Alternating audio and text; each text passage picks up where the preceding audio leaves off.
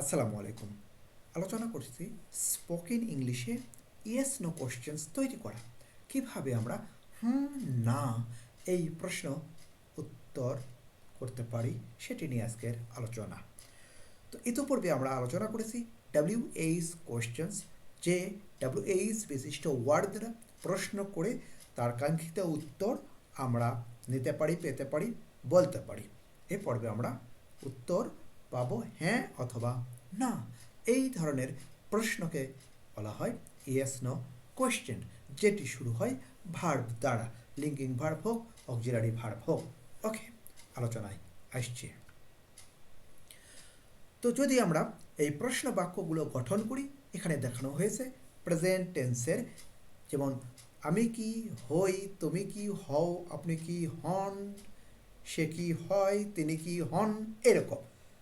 ওকে, এখানে বাংলাতে আমাদের এই হন, হই, হও এটি কিন্তু উজ্জ্বল থাকে শুধু প্রেজেন্ট ইনডিপেন্ডেন্সের এই নিয়মগুলোতে। যেমন আমি কি ছাত্র, তার মানে আমি কি হই ছাত্র, এই হইটা উল্লেখ করার কোনো প্রয়োজন পড়ে না। তিনি কি ডাক্তার, মানে তিনি কি ডাক্তার হন, দরকার নেই হন উল্লেখ করা।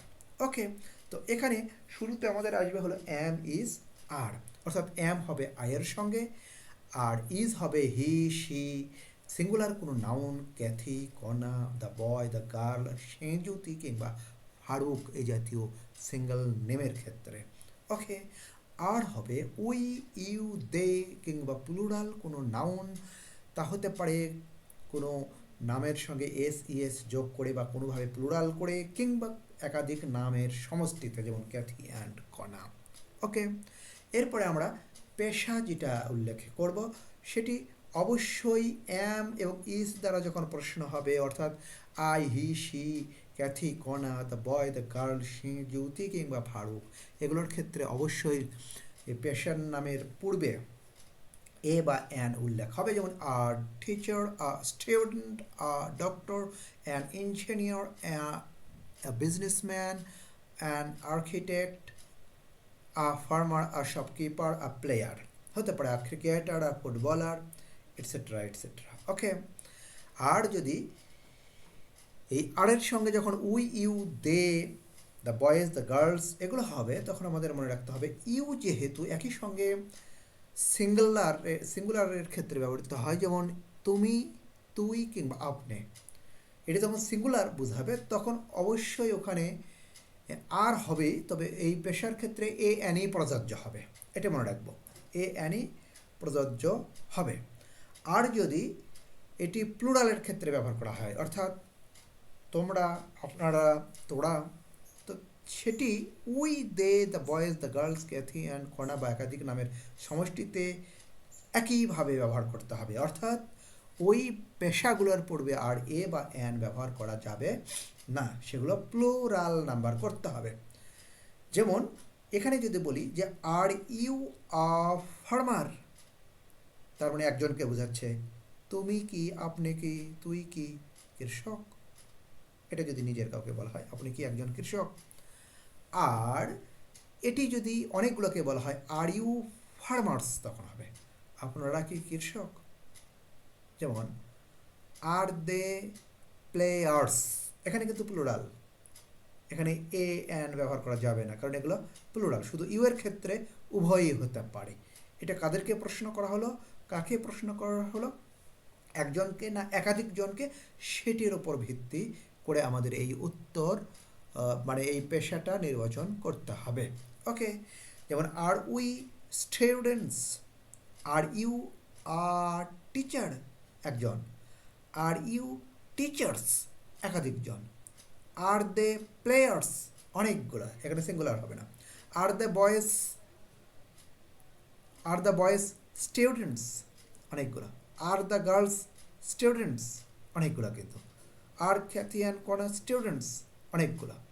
ওকে, আমরা ইঞ্জিনিয়ার্স, টিচার্স, ডক্টরস এগুলো ব্যবহার করতে পারি, এগুলো প্লুরাল। শুধু ইউ এর ক্ষেত্রে যেমনটি দেখানো হলো যে সিঙ্গুলার হলে ওই যে প্রথম এম ইজ যেভাবে বসবে পেশা, সেটি ব্যবহার করতে হবে। ওকে, এরপরে আমরা আসি যে আমরা উত্তর বাক্যটা কিভাবে করতে পারি।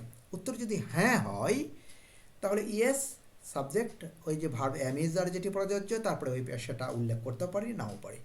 না হলে ন দিয়ে শুরু করব, সাবজেক্ট এম ইজ আরের যেটি প্রযোজ্য এবং নট এ পর্যন্ত লিখতে হবে। উক্ত পেশাটা আমরা উল্লেখ করতেও পারি নাও পারি। যেমন আর ইউ আর ডক্টর, আপনি কি ডাক্তার? উত্তর যদি হ্যাঁ হয়, ইয়েস আই অ্যাম আর ডক্টর যোগ করতেও পারি নাও পারি, কারণ এটি প্রশ্নের সঙ্গেই সম্পৃক্ত রয়েছে। হ্যাঁ আমি ডাক্তার। No I am not a doctor, যদি না হয় তাহলে না আমি ডাক্তার নই, অর্থাৎ আই এম নট পর্যন্ত লিখতে হচ্ছে, no I am not. Second person দ্বারা প্রশ্ন করলে উত্তরে ফার্স্ট পার্সন করতে হয়, এটি দেখানো হচ্ছে। ইজ হি আর টিচার, তিনি কি শিক্ষক? এখানে এ এন এর একজন বলার প্রয়োজন পড়ে না। ইজ হি আর টিচার, তিনি কি শিক্ষক? হ্যাঁ তিনি শিক্ষক বা তিনি, ইয়েস হি ইজ আর টিচার। না হলে no he is not a teacher, আর টিচার আমরা যোগ করতেও পারি না পারি, না তিনি শিক্ষক নন। অর্থাৎ আমরা যখন কোনো পেশার ওপর জোর দিয়ে হান আর না জানতে চাচ্ছি, তখন যেহেতু সেই পেশাটা ওই প্রশ্নেই নিহিত আছে, সুতরাং উত্তর বাক্যে সেটি আর পুনরুল্লেখ করার প্রয়োজন পড়ে না, করলে কোনো সমস্যা নেই। তো এক্ষেত্রেই আমাদের খেয়াল করতে হবে যে ওই পেশাটা যদি উত্তরে হাঁ আসে তাহলে ওই পেশাটা উল্লেখ করতেও পারি নাও পারি, না আসলেও করতেও পারি নাও পারি। তবে শুরুতে হাঁ আসলে যদি উত্তর হাঁ ইয়েস দ্বারা শুরু করতে হবে, সাবজেক্ট ভার্ব, আর না হলে ন দিয়ে সাবজেক্ট ভার্ব এবং নট পর্যন্ত লিখতে হবে। তারপরে পেশাটা আমরা উল্লেখ করতেও পারি নাও পারি। আশা করি বুঝতে পেরেছি।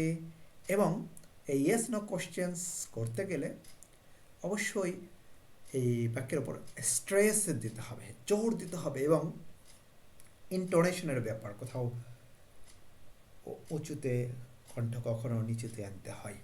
ওকে, ইয়েস নো কোশ্চেন। আশা করি বুঝতে পেরেছি। Thank you.